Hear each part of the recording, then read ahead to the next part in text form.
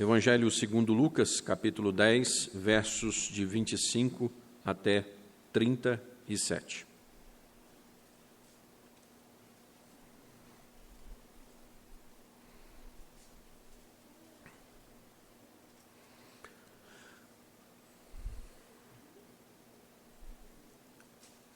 Irmãos, esse texto muito conhecido trata do bom samaritano e nós estamos numa assembleia para, à mercê de Deus, elegermos 3 diáconos.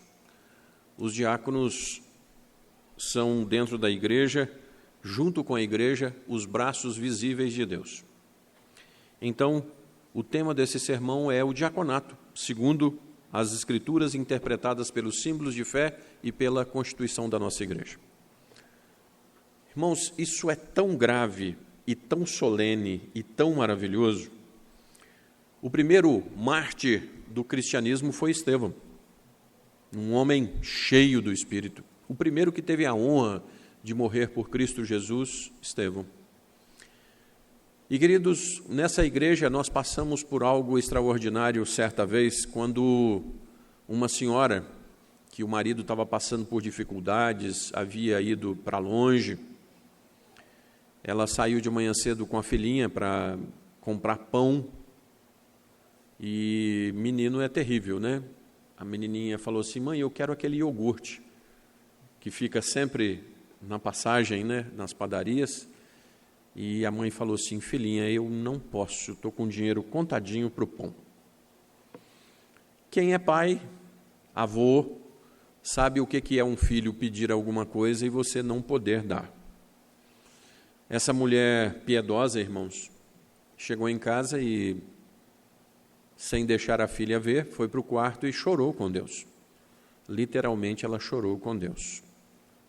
Senhor, eu sou tua serva, tenho procurado ser fiel ao Senhor e hoje eu não tenho como dar um iogurte que minha filha pediu.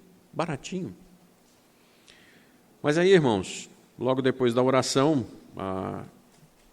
uma coincidência muito grande, a campainha toca, o diácono da igreja chegando com uma big cesta, e na cesta tinha frango, tinha leite e tinha um fardinho de iogurte.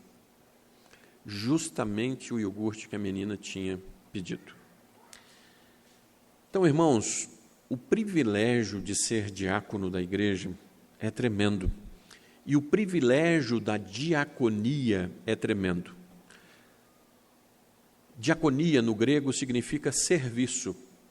E crente que não vive para servir, não serve para viver. Esse texto há de nos falar muito, então, quando ele diz da seguinte forma: eis que certo homem, intérprete da lei, se levantou com o intuito de pôr Jesus à prova.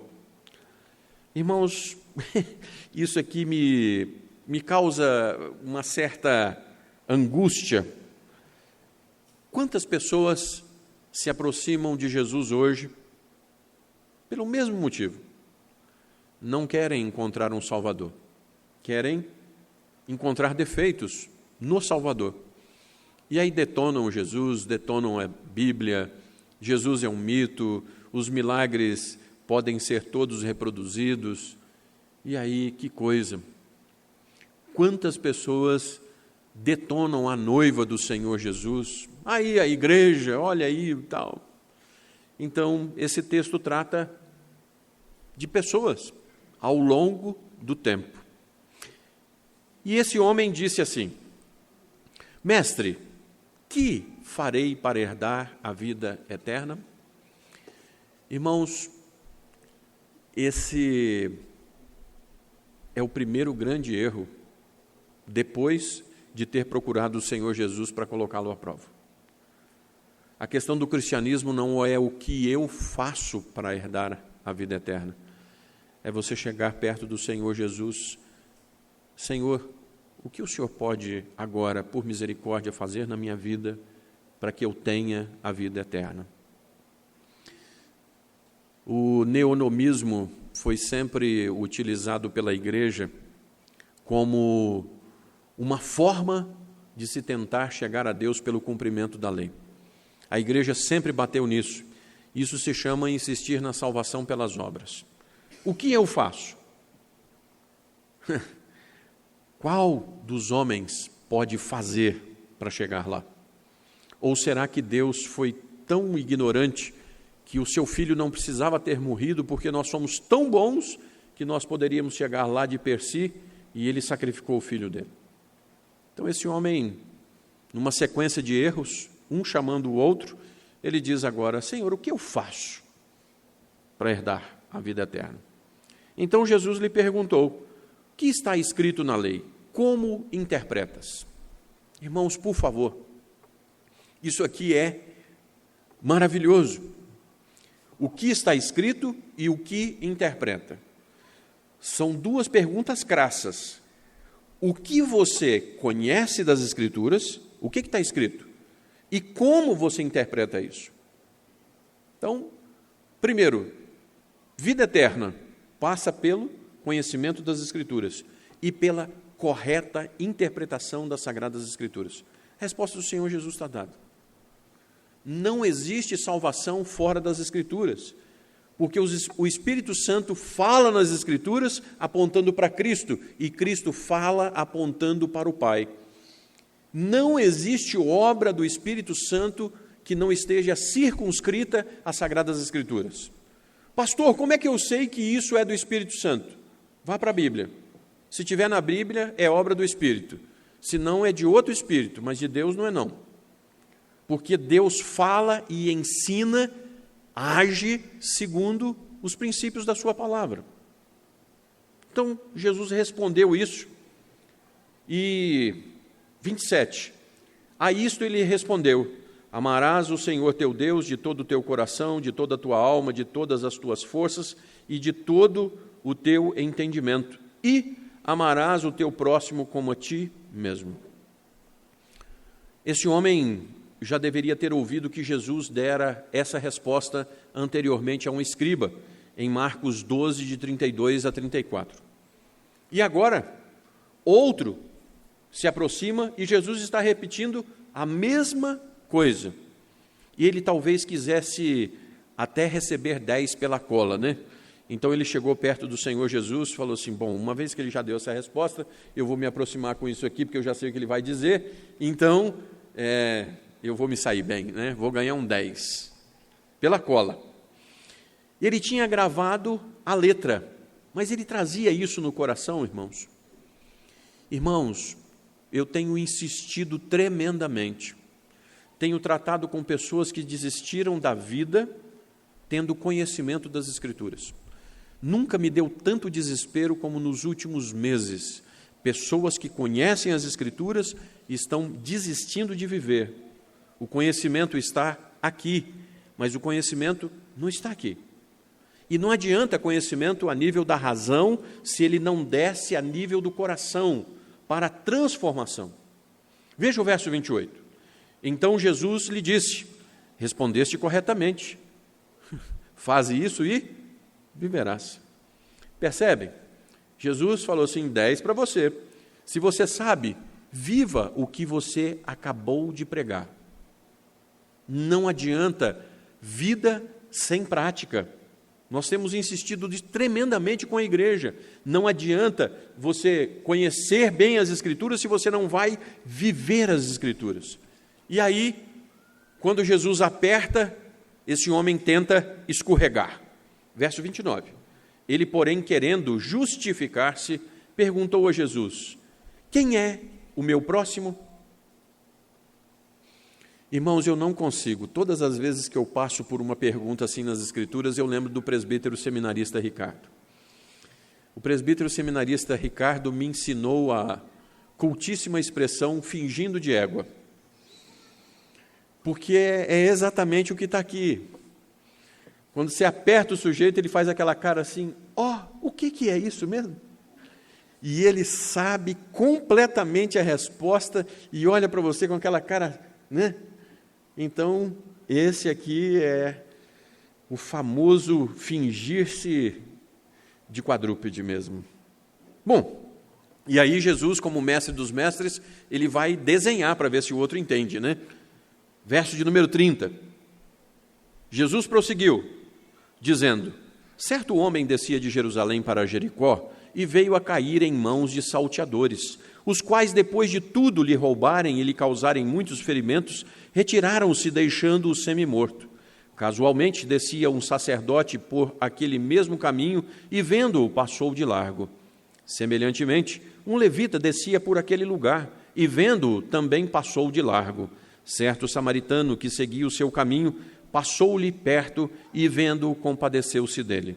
E, chegando-se, pensou-lhe os ferimentos, aplicando-lhes óleo e vinho e, colocando-o sobre o próprio animal, levou-o para uma hospedaria e tratou dele. No dia seguinte, tirou 2 denários e os entregou ao hospedeiro, dizendo: cuida deste homem, e se alguma coisa gastares a mais, eu te indenizarei quando voltar. Qual desses 3 te parece ter sido o próximo do homem que caiu nas mãos dos salteadores? Irmãos, aí esse homem não tinha como. Ele estava na frente de todo mundo. Se ele desse uma resposta diferente do que ele foi obrigado a dar, ele perderia toda a credibilidade, porque daria um voto de falta de inteligência. Então, encurralado, ele teve que dizer aquilo que Jesus sempre nos leva a dizer: a verdade. Quando nós vamos buscando respostas em Jesus, o Senhor Jesus vai nos conduzindo, vai nos conduzindo. Sabe quando você chega naquele lugar apertadinho, que você diz assim: puxa vida, é pecado mesmo, não tem jeito, eu tenho que mudar mesmo. Mas você ficou rodando o Senhor Jesus com a sua palavra, tratando com você, até que Ele te coloca naquele cantinho, e aí você diz assim: Senhor, a verdade é essa. E Ele responde ao intérprete da lei. Respondeu-lhe o intérprete da lei, o que usou de misericórdia para com ele. Então lhe disse: vai e procede de igual modo. Jesus é simples para dar resposta, né? Não tem um compêndio teológico, não tem... Jesus só diz assim: parabéns, simples assim, né? Faz o mesmo. Irmãos, verso de número 25, vamos aplicar o texto? Leamos o verso de número 25, por favor. E eis que certo homem, intérprete da lei, se levantou com o intuito de pôr Jesus à prova. Pode?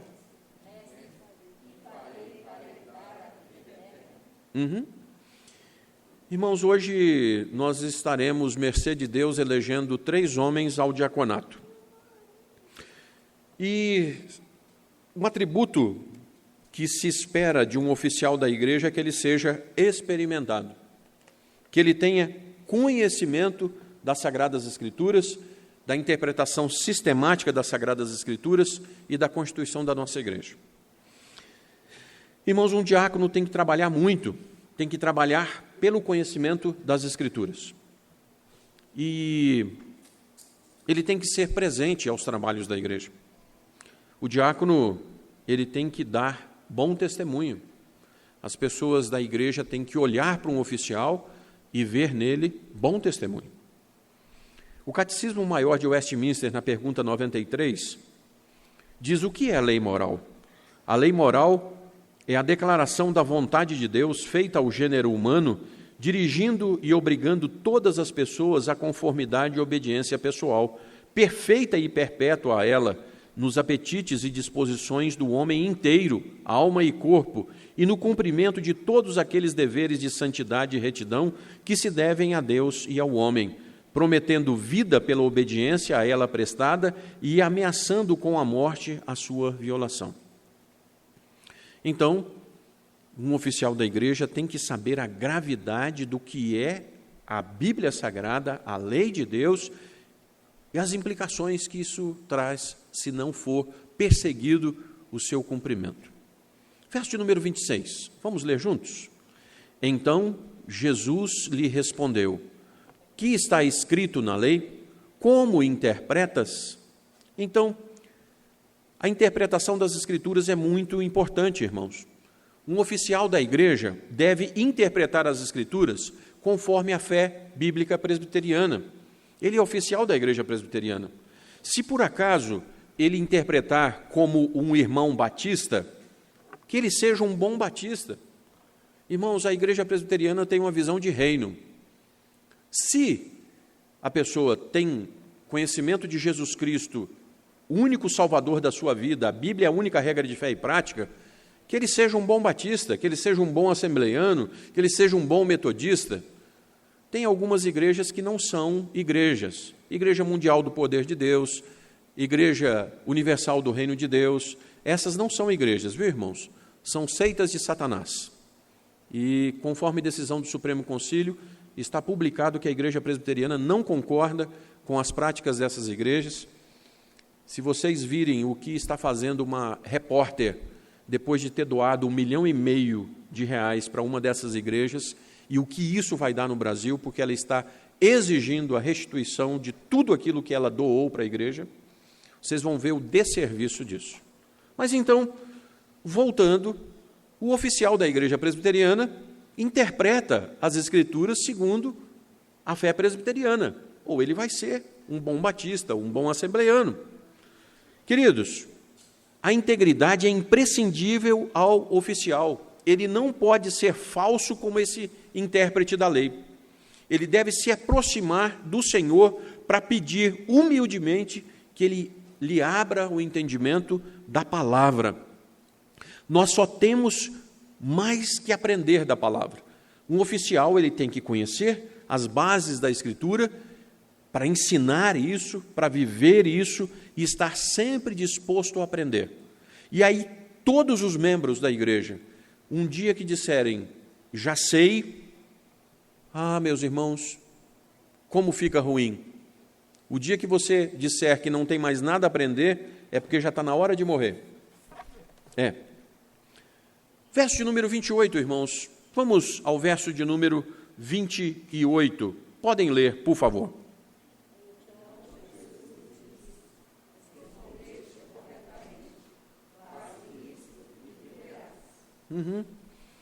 A recitação da correta interpretação veio da boca do homem. Veio. Ele estava interpretando correto ou como papagaio repetindo o correto? Um oficial da igreja tem que ter conhecimento bíblico aplicado, irmãos. Eu gosto muito de pensar que as nossas palavras falam muito alto. Às vezes mais alto, as nossas ações falam mais alto do que as nossas palavras. Queridos, como é a sua fé individual?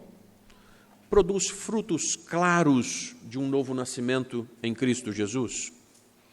Irmãos, eu tenho me preocupado demais, preocupado com os filhos, com os netos, com os sobrinhos, pessoas que conhecem as Escrituras. Conhece? Conheço. Qual é o fruto que você tem produzido? João Calvino diz que a graça que salva sozinha nunca está sozinha, porque a graça produz frutos. Porque pela graça sois salvos mediante a fé, isso não vem de vós, é dom de Deus, para que ninguém se glorie, porque somos feitura dele, criados em Cristo Jesus, para as boas obras, as quais Deus de antemão preparou para que andássemos nelas. Então, o reformador estava certo, nós somos salvos pela graça, mas a graça que vai produzir frutos, senão essa graça nunca foi verdadeira. Irmãos, as Escrituras colocam as mulheres como falando mais do que os homens. Sim. Quem aqui duvida disso? Via de regra, as mulheres falam mais do que os homens. Tem jeito, né? É assim. Então, o que se espera de um homem oficial? Que ele fale menos. Se não é legal uma mulher falar muito, quanto mais um homem que fale muito. Porque se espera do oficial da igreja que ele seja aquele que coloca os panos ali, vai acertando, vai moldando, para que a coisa seja minimizada. Se você acha alguém que vai tocando fogo, vai propagando coisas, puxa vida, o que seria da igreja, né?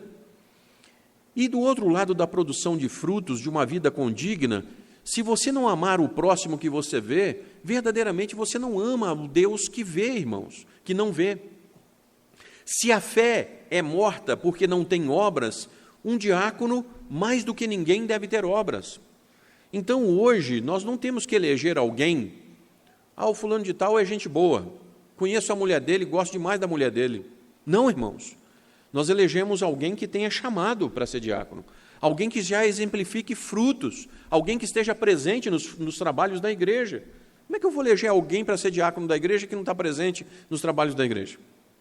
Como é que eu vou eleger alguém que nunca fez nada de acordo com diaconia na igreja? Se a fé é morta em quem não tem obras, um diácono tem que ter muito mais obras. Irmãos, eu tenho prazer de ser presbiteriano. E isso no nosso meio, às vezes, me causa mal-estar, sabe? Eu sou nascido num lar metodista, batizado quando criança, convertido numa igreja batista e presbiteriano desde os 17 anos, por convicção. Fiz um estudo, irmãos, de todas as igrejas reformadas no mundo, de todas as igrejas. Não existe uma igreja organizada como a IPB no mundo. Então, quando se fala de fé reformada por aí, tem que se escovar os dentes, porque a IPB é algo assim. Quem conhece o manual presbiteriano, aprecia a igreja. Está tudo escrito lá. Constituição, código de disciplina, princípio de liturgia. Irmãos, está escrito como é que nós devemos fazer um culto. Está escrito como é que nós devemos fazer uma visita. Está escrito como nós devemos tratar o corpo de um defunto, no princípio de liturgia. A igreja presbiteriana é um negócio que você tem que amar essa igreja, porque verdadeiramente é uma igreja que espelha Cristo na sua organização. Artigo 53 da Constituição. O diácono é o oficial eleito pela igreja e ordenado pelo conselho para, sob a supervisão deste, dedicar-se especialmente à arrecadação de ofertas para os fins piedosos. Quem é que toma conta da arrecadação da igreja? Os diáconos. Vocês já perceberam? O pastor dessa igreja não sabe quanto você dizima. E eu não quero saber quanto ninguém dizima aqui, irmãos. Isso é responsabilidade dos diáconos. Letra B. O diácono é dedicado ao cuidado dos pobres, doentes e inválidos. Por favor, você pode ler comigo? Bom, eu vou ler aqui o verso 29. Ele, porém, querendo justificar-se, perguntou a Jesus: quem é o teu próximo? Jesus prosseguiu dizendo: certo homem descia de Jerusalém para Jericó e veio a cair em mão de salteadores, os quais, depois de tudo lhe roubarem e lhe causarem muitos ferimentos, retiraram-se, deixando-o semi-morto. Casualmente, descia um sacerdote por aquele mesmo caminho e, vendo-o, passou de largo. Semelhantemente, um levita descia por aquele lugar e, vendo-o, também passou de largo. Certo samaritano, que seguia o seu caminho, passou-lhe perto e, vendo-o, compadeceu-se dele. E, chegando-se, pensou-lhe os ferimentos, aplicando-lhes óleo e vinho e, colocando sobre o seu próprio animal, levou-o para uma hospedaria e tratou dele. Quem é diácono? É aquele que atende o alvo que essa palavra se propõe. Diácono é aquele que está em casa, irmãos, e não consegue comer se ele está sabendo que tem alguém com fome. Na membresia da igreja, sobretudo. Como é que você vai levar um garfo de comida à boca se você sabe que o seu irmão está precisando? Então, um diácono que não se condoa da necessidade dos outros é diácono. Como? Letra C. A manutenção da ordem e referência nos lugares reservados ao serviço divino. Quem toma conta da manutenção do templo, irmãos, são os diáconos. Hoje cedo, nós chegamos aqui 7h20, a igreja estava organizada. Letra D. Atenção, exercer a fiscalização para que haja boa ordem na casa de Deus e suas dependências. Então, como é que um diácono vai ser diácono se ele não está presente nos trabalhos da igreja?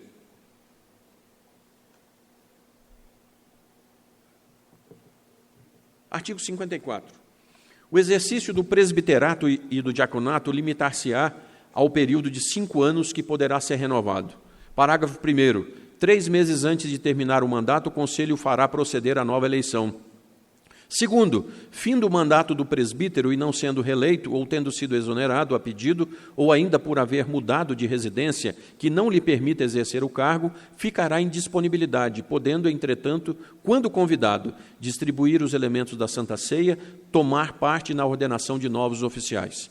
O cargo de presbítero nunca mais finda, mas o diácono, se ele não foi eleito, se ele não foi reconduzido, ele não fica, não existe diácono em disponibilidade. O presbítero vai ser presbítero para sempre, diácono não. Artigo 55. O presbítero e o diácono devem ser assíduos e pontuais no cumprimento de seus deveres, irrepreensíveis na moral, sãos na fé, prudentes no agir, discretos no falar e exemplos de santidade na vida. Artigo 56. As funções de presbítero ou diácono cessam quando terminar o mandato não sendo reeleito, mudar-se para lugar que o impossibilite de exercer o cargo, c. for deposto, d. ausentar-se sem justo motivo durante 6 meses das reuniões do conselho, se for presbítero, e da junta diaconal, se for diácono, f. for exonerado administrativamente ou a pedido ouvida a igreja. Artigo 57. Aos presbíteros e aos diáconos que tenham servido a igreja por mais de 25 anos, poderá esta, pelo voto da Assembleia, oferecer o título de presbítero ou diácono emérito, respectivamente, sem prejuízo do exercício de seu cargo, se para ele forem reeleitos. Então, irmãos, está escrito. Vamos ler agora os versos 33 e 34 do nosso texto? Leiamos, por favor. Certo samaritano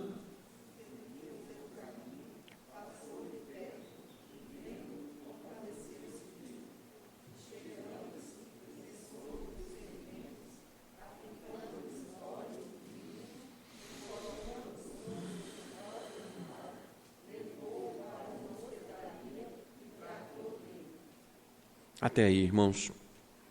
O Senhor Jesus estava criticando o sistema religioso ortodoxo sem ortopraxia. Irmãos, todas as vezes que eu vejo a minha igreja, que amo, penso na igreja de Éfeso, no Apocalipse. Tenho a seu favor que você colocou os falsos profetas, as heresias para correr, parabéns. Mas eu tenho contra você que o seu primeiro amor esfriou.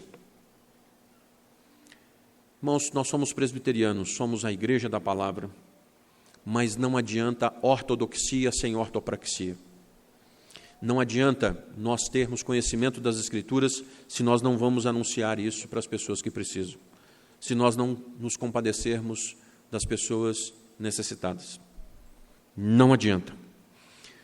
O Senhor Jesus, então, chama a atenção que os sacerdotes, os presbíteros docentes e regentes, o levita, aquele que era responsável pela música, pelo coral da igreja, e aí um fariseu e escriba, né, podia ser.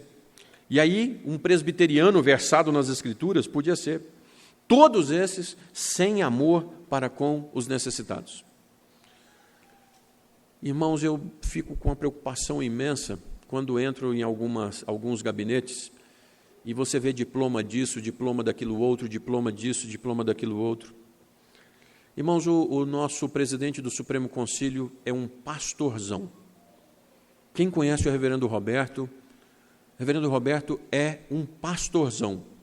Na última pregação aos pastores formandos, né, da nossa igreja, que assistimos, ele disse assim: filho, a igreja não precisa de reverendo não, viu filho? Reverendo é título, a igreja precisa de pastor.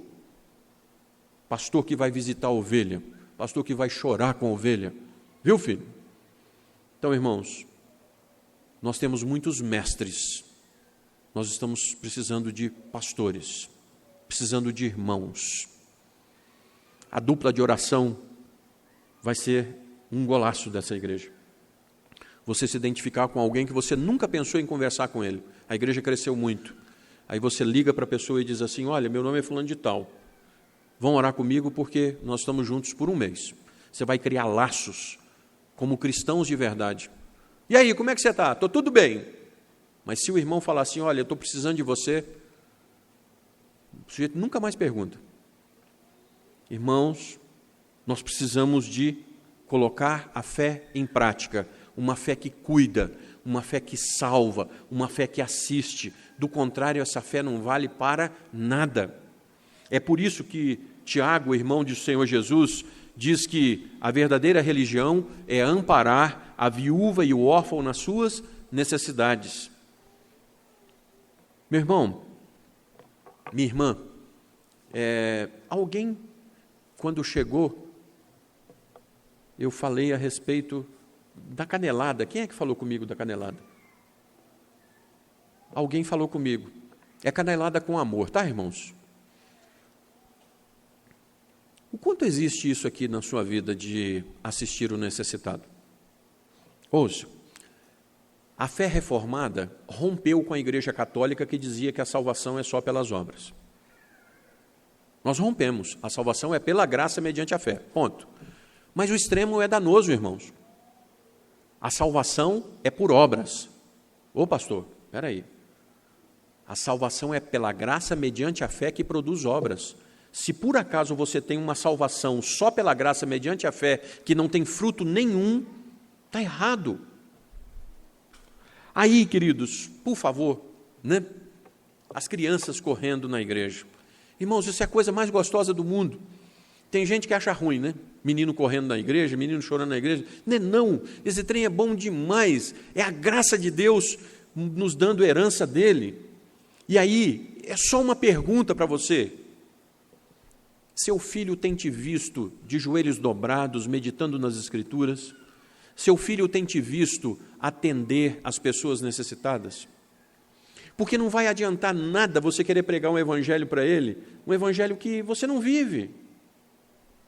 O que seu filho está vendo você fazer? Bom, verso de número 35. Vamos ler, irmãos? Verso de número 35. No dia seguinte,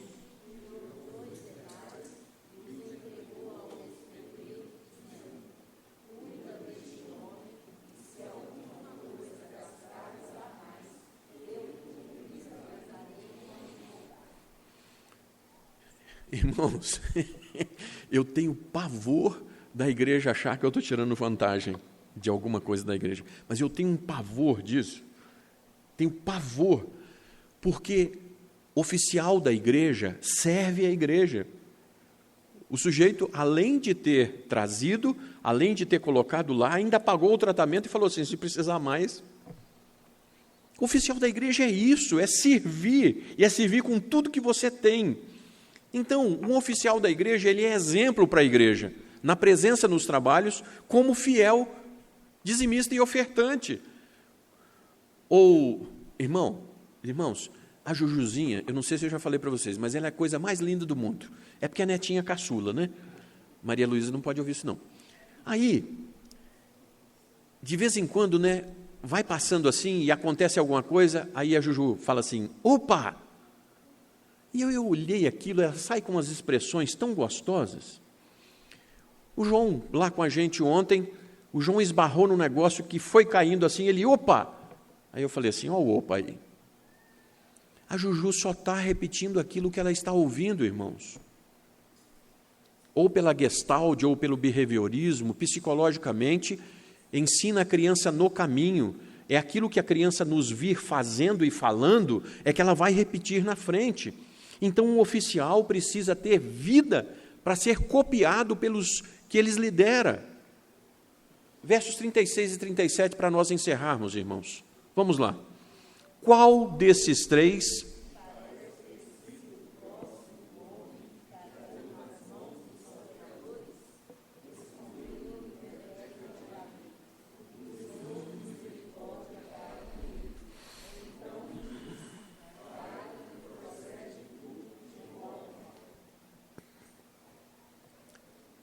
isso se chama aconselhamento não diretivo.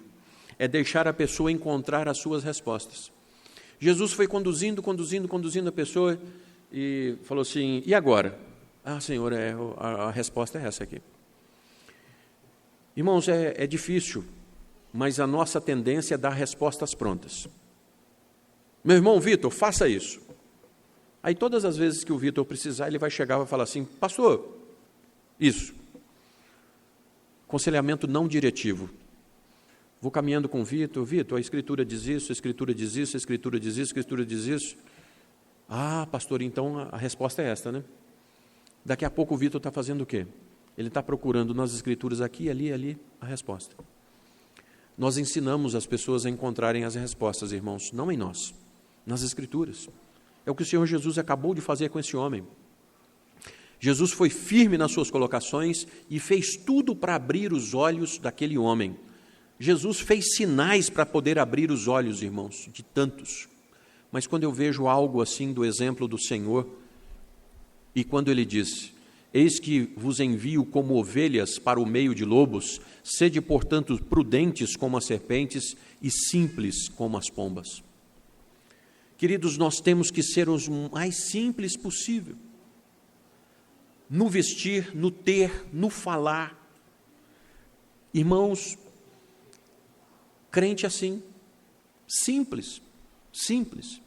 Tudo quanto fizermos deve ser para dizer o que fazer e ser salvo, ou para deixar claro o quão grande estado de condenação. Nós não podemos mentir e deixar por menos, mas nós não podemos florear e dificultar.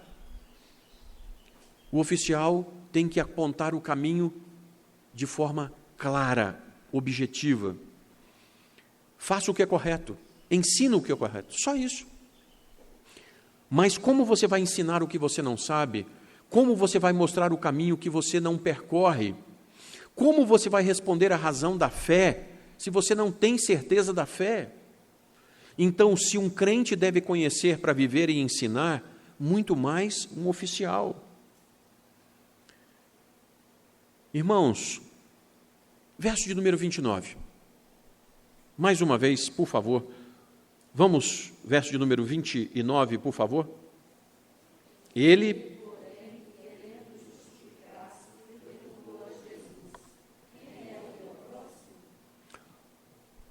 Irmãos, essa é uma das piores, é a pior de todas as atitudes quando alguém é encurralado por Deus. Querendo justificar-se. Por favor, pare com isso. Você está errado. O Senhor te colocou naquele cantinho e você está errado. Então, admita o seu erro e abra-lhe o coração. Não fique tentando, mas é por causa disso, por causa da igreja, por causa daquilo outro. Não, meu irmão, não. Se você não seria um bom samaritano hoje, nunca foi, e o Senhor Jesus está te chamando a ser, a falar, a agir como? Irmãos, as Escrituras dizem assim, nada é tão bom como dar. Dar é melhor do que receber. Irmãos, às vezes eu encosto o carro aqui dentro, porque as nossas cestas básicas tem saco que está dando 60 quilos. Um saco. E são 3. Às vezes eu coloco o carro aqui dentro para poder ficar mais fácil. E aí eu saio com a caminhonete, entregando cesta básica. Irmãos, eu não posso perder o cheiro do campo. Pastor, mas o senhor tem diácono aí para isso? Tem, mas eu não posso perder o meu chamado de diaconato. É uma delícia, irmãos, quando eu tenho um irmão sofrendo, que eu chego lá na porta dele e está aqui. Deus me deu a oportunidade de... Você chegar numa casa, irmãos, que os meninos gritam assim, mãe, a senhora vai poder fazer o almoço, o pastor chegou com a cesta. Não é a pessoa que está recebendo. Eu duvido quem recebeu mais do que quem foi entregar. Hoje, Gilberto, Lois, Ivan e Rafael vão ser votados, pois dentre tantos foram indicados, avaliados pelo conselho, e os 4 foram entendidos como aptos, irmãos. Nós temos muitos outros irmãos em formação nessa igreja, homens íntegros, e daqui a pouco poderão ocupar oficialato, se Deus quiser. Que Deus os mantenha. Pois, enfim, é Ele quem elege para servi-lo. Irmãos, e aqui eu preciso chamar a atenção da igreja. É Deus quem elege. Às vezes a gente fica bravo, né? Eu perdi uma eleição. Quem elege é Deus. Pastor, mas foi eleito aquele miserável. Vontade de Deus, irmãos. Deus está pesando a mão sobre o país, sobre a nação, sobre a cidade, sobre a igreja. Quando nós elegemos pessoas que não devem ser o cargo, para preencher o cargo para o qual foram eleitos, é juízo de Deus. Então, queridos, por favor, uma das parábolas mais conhecidas de Jesus, quantos são os crentes que têm vivido, conhecem a palavra, mas não a têm colocado em prática para o bem do próximo? Há quem diga que o amor tem 4 aspectos: coração, alma, força e entendimento. O âmago do ser. Amar a Deus deve ser assim e não deve ser entendido diferente do próximo. Coração, alma, força e entendimento. Pois como você vê o próximo, você vê ao Deus que não vê. Vamos orar, irmãos? Amado Deus, nós te bendizemos por essa assembleia e te bendizemos pelo texto exposto. Te bendizemos, ó Deus, porque a parábola não pode cair no esquecimento.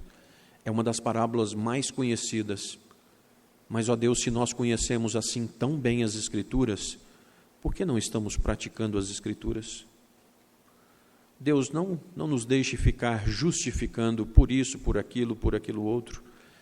Nós estamos vivendo a era pós-moderna do individualismo, Senhor. O que importa somos nós. O meu irmão, Deus dá conta dele. Não, Senhor, nos ajude. Porque, ó Deus, se eu souber que meu irmão não tem o que comer, que o Senhor me tire o apetite e eu também não consiga comer, enquanto não dividir com ele o que eu tenho em casa. Se por acaso, ó Deus, o meu irmão não tiver um teto sobre a cabeça, que o Senhor o traga para morar junto comigo, ou que o Senhor me faça vender a minha casa para comprar uma mais simples, uma para mim e uma para ele. Senhor, nos ajude a viver um cristianismo que está junto com o cumprimento da Tua palavra.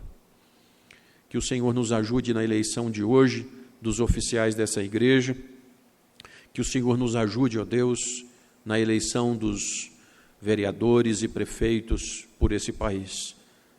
Não nos dê da Tua ira, ó Deus, mas os homens que, por acaso, sejam eleitos, que sejam segundo a Tua misericórdia, para a bênção do Senhor sobre nós.